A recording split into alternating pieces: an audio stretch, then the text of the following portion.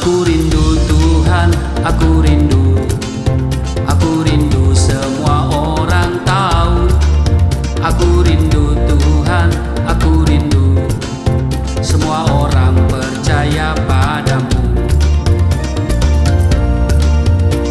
Sebab hanya Engkau juru selamat, sebab hanya Engkau penebus dosa, agar semua orang menjadi tahu hidup dalam damai sejahtera-Mu, agar semua orang tidak binasa, dapat masuk kerajaan surga.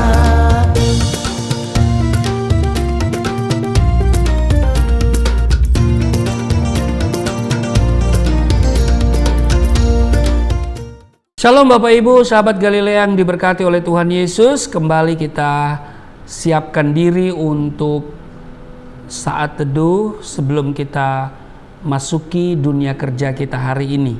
Mari kita berdoa. Allah yang Rahman dan Rahim, pencipta langit dan bumi dan dengan segala isinya, Allah yang kami kenal, kami sembah di dalam nama Tuhan Yesus. Kami kuduskan nama-Mu, datanglah kerajaan-Mu, jadilah kehendak-Mu di bumi seperti di surga. Saat ini sebelum kami masuki dunia kerja kami mau datang kepada Tuhan. Kami bersyukur buat pemeliharaan Tuhan di sepanjang malam dalam istirahat tidur kami. Dan Engkau juga yang telah memberikan kami umur panjang, kesehatan, kekuatan di hari ini. Dan karena itu kami bersyukur, bersukacita. Kami hendak membaca, merenungkan firman-Mu. Urapi, buka hati pikiran kami. Urapi juga hamba-Mu yang tidak ada apa-apanya. Di dalam nama Tuhan Yesus, haleluya, amin. Bapak Ibu, kita membaca di Mazmur pasal 18 pada ayat 1, beberapa ayat saja karena ini cukup panjang. Kita lihat ini Lembaga Alkitab Indonesia memberi judul Nyanyian Syukur Daud untuk pemimpin biduan dari hamba Tuhan yakni Daud, yang menyampaikan perkataan nyanyian ini kepada Tuhan pada waktu Tuhan telah melepaskan dia dari cengkeraman semua musuhnya dan dari tangan Saul. Ia berkata, "Aku mengasihi Engkau ya Tuhan kekuatanku, ya Tuhan bukit batuku, kubu pertahananku dan penyelamatku. Allahku gunung batuku, tempat aku berlindung, perisaiku, tanduk keselamatanku, kota bentengku. Terpujilah Tuhan seruku, maka aku pun selamat daripada musuhku. Tali-tali maut telah melilit aku dan banjir-banjir jahanam telah menimpa aku. Tali-tali dunia orang mati telah membelit aku. Perangkap-perangkap maut terpasang di depanku. Ketika aku dalam kesesakan, aku berseru kepada Tuhan, kepada Allahku, aku berteriak minta tolong. Ia mendengar suaraku dari bait-Nya, teriakku minta tolong kepadanya sampai ke telinganya. Lalu goyang dan goncanglah bumi dan dasar-dasar gunung gemetar dan goyang oleh karena menyala-nyala murkanya." Ayat 9, asap membumbung dari hidungnya, api menjilat keluar dari mulutnya, bara menyala keluar daripadanya. Ia menekukkan langit lalu turun, kekelaman ada di bawah kakinya. Demikian Bapak Ibu, di ayat 4 dikatakan begini, "Terpujilah Tuhan seruku, maka aku pun selamat daripada musuhku." Bapak Ibu, saya mau katakan begini bahwa iman itu teruji saat krisis melanda. Amin. Jangan pernah bermimpi akan terluput dari segala macam krisis atau masalah selama kita masih hidup di dunia ini. Amin. Krisis atau masalah coraknya itu bermacam-macam. Dan dia datang tanpa bisa diduga, sekonyong-konyong, tiba-tiba, tanpa permisi, dan sewaktu-waktu.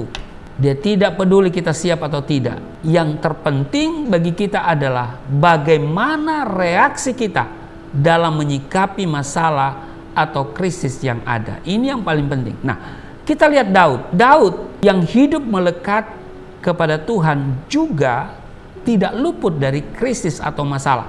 Namun, Daud telah siap sebelum krisis atau masalah menyerang dia. Karena itu, dia tidak mau lepas berpisah dengan Allah. Ia sudah tinggal di dalam firman-Nya.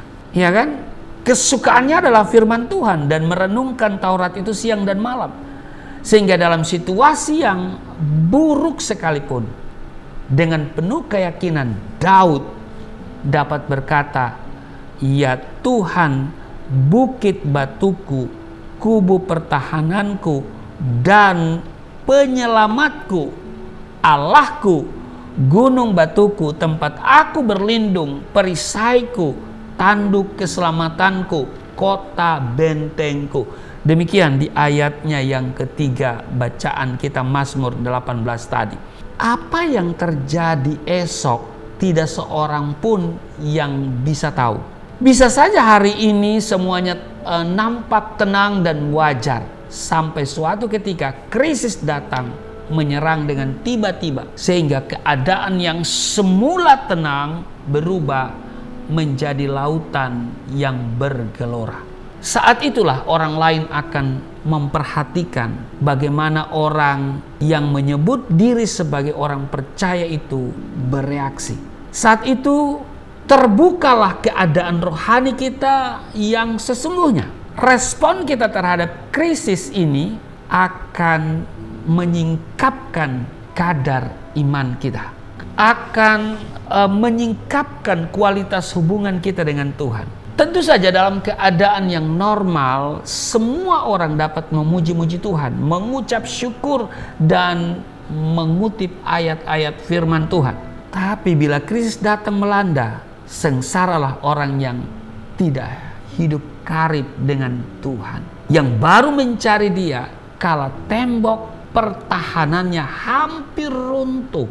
Reaksi yang mula-mula timbul pastilah kepahitan hati, dan kemudian menjadi marah kepada Tuhan, menyalahkan Dia dan menganggap bahwa Dialah yang menjadi penyebabnya.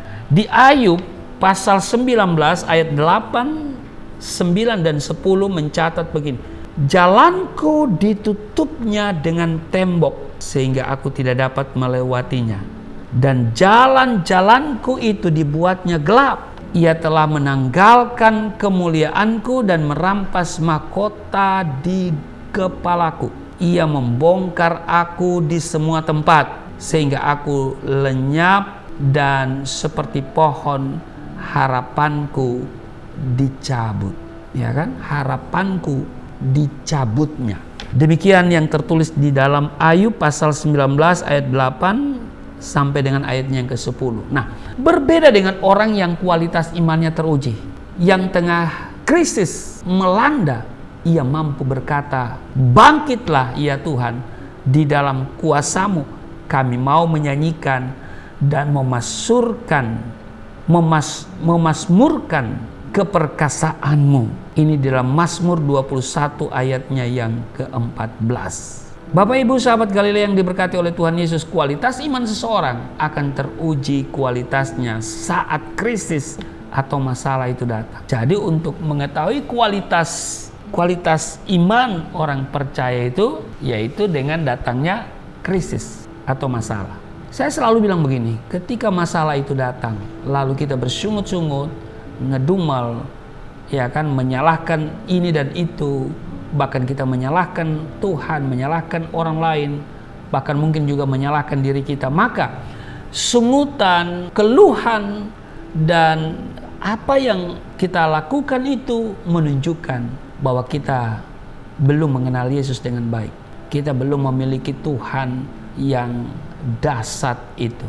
Tetapi ketika ada masalah, lalu ada pujian, ada penyembahan, ada syukur, dan tetap bersukacita, maka pujian, penyembahan, syukur itu menunjukkan kualitas iman kita. Kita tahu persis kepada siapa kita percaya, dan Dia turut bekerja dalam segala sesuatu mendatangkan kebaikan.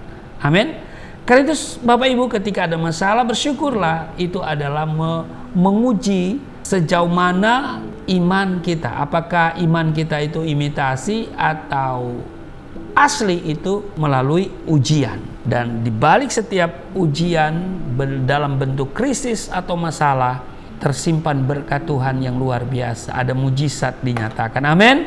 Tuhan Yesus memberkati. Mari kita berdoa. Terima kasih untuk hari ini kami boleh belajar bahwa Tuhan tidak pernah membiarkan meninggalkan kami sekalipun krisis melanda, masalah datang menerpa bahtera kehidupan kami. Dan kami tahu bahwa ketika ada masalah, ada krisis, ada pergumulan, ada masalah, itu sesungguhnya menguji kualitas iman kami. Kiranya Roh Kudus memampukan kami ketika ada masalah yang kami jumpai dalam hidup ini. Ada ujian yang terjadi berhubung dengan iman kami. Kiranya kami tetap memiliki iman yang besar, yang tangguh kepadamu. Terima kasih Tuhan, tambah-tambahkan iman percaya kami. Di dalam nama Tuhan Yesus hamba berdoa untuk setiap sahabat Galilea di mana saja mereka berada. Tuhan tolong mereka, Tuhan berkati mereka hari ini. Tuhan memberikan apa yang dibutuhkan oleh anak-anak-Mu. Yang sakit disembuhkan, yang letih lesu berbeban berat diberikan kelegaan. Di dalam nama Tuhan Yesus, haleluya, amin.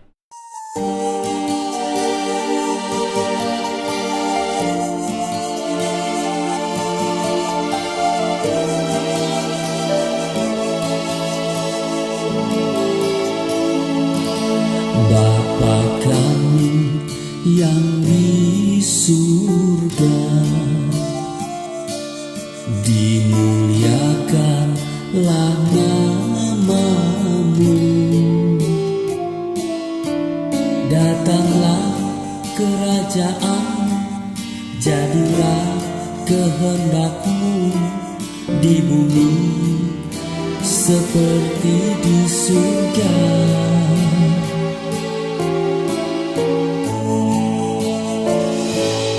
Berikanlah kepada